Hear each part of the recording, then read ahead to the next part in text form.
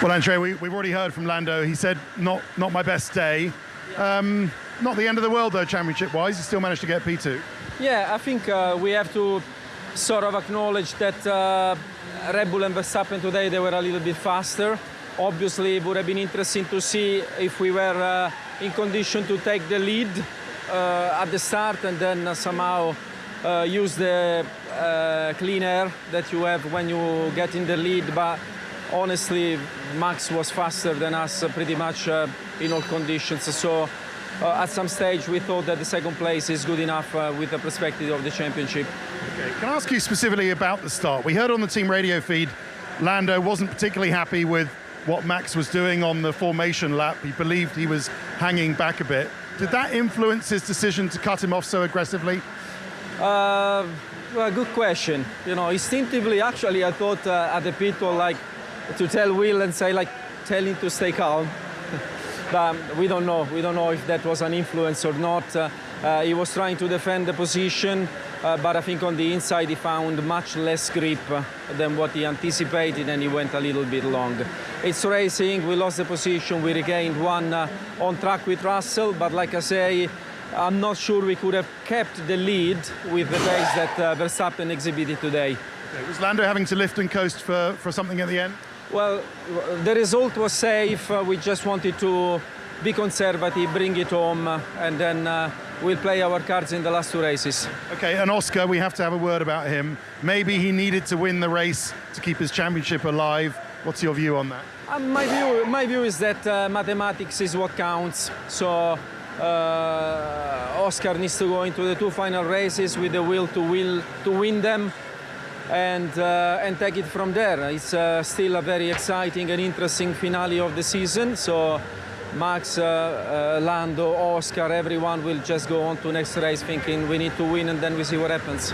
Thanks very much, Andre.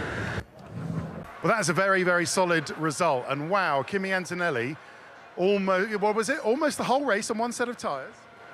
Yeah, and then quickest lap times at the end. I think how he's managed to treat the tires, how he's balanced his driving to kind of make it go quick was really impressive.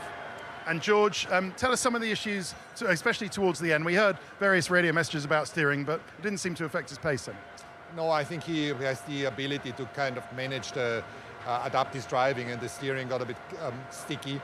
But we need to look at the tires, whether he damaged them in the initial laps, trying to maybe push Verstappen, which I'm not sure it is the case. Let's see, we need to analyze the data, but I have like a thought that maybe we haven't been pushing them enough in order to protect the podium, but again, this is just a theory. But constructors with Max winning is looking, it's going to be interesting all the way to Abu Dhabi. Well, I mean, we lost some points, did we? No, we lost some points against the one-car team.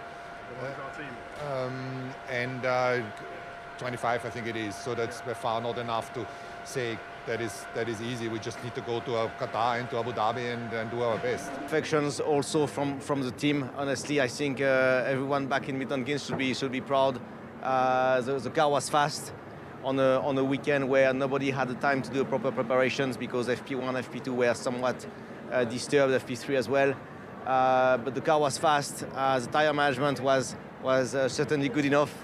Execution was very, very strong. So you know, and you can probably feel that Max probably had some margin at some stage. You know, when he needed to push, he has been able to bring more to the table. So you know, big well done to everybody back at the factory and here at the track, because it's been you know, it's a weekend where we have been struggling a lot last year here. It's a weekend that is very different to everything else we find in the seasons, with the temperatures, with the track layout, and Max and the team have mastered it, and I think they should be proud. Indeed, everyone should. By sending Giampiero Lambiase onto the podium, you made sure that Max gave him the biggest champagne shower I think I've ever seen. Their relationship is great. I thought it was crucial that GP reassured Max after Lando's cut across, and he said, I think, well done, you kept your head there. Max could see that move coming in a way, don't you think? Yeah, you know, Max is unbeatable in this sort of move, and he always gets it right, and he did again today. So not a big surprise.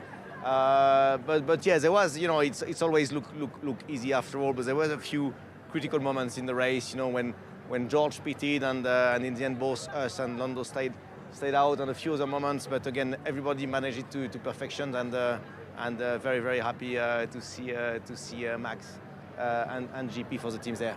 Okay, we'll see obviously what happens with the Drivers' Championship. He has gained on Lando, but maybe things will get difficult. We'll see how that goes. Just finally, I just want to ask you about the Constructors. It's equal now between you and Mercedes. Both scored 25 points today, with them picking up 10 and 5, and 10 and 15, and you are obviously getting the 25 with Max. Obviously, with Yuki not managing to score points at the moment, how do you see that progressing in your fight with Mercedes for the Constructors? You know, I think for Yuki, we paid the price of what happened yesterday, and that's what it is. You know, we take it race by race. That's the reality. We want to nail every weekend as much as we can. Today we made it.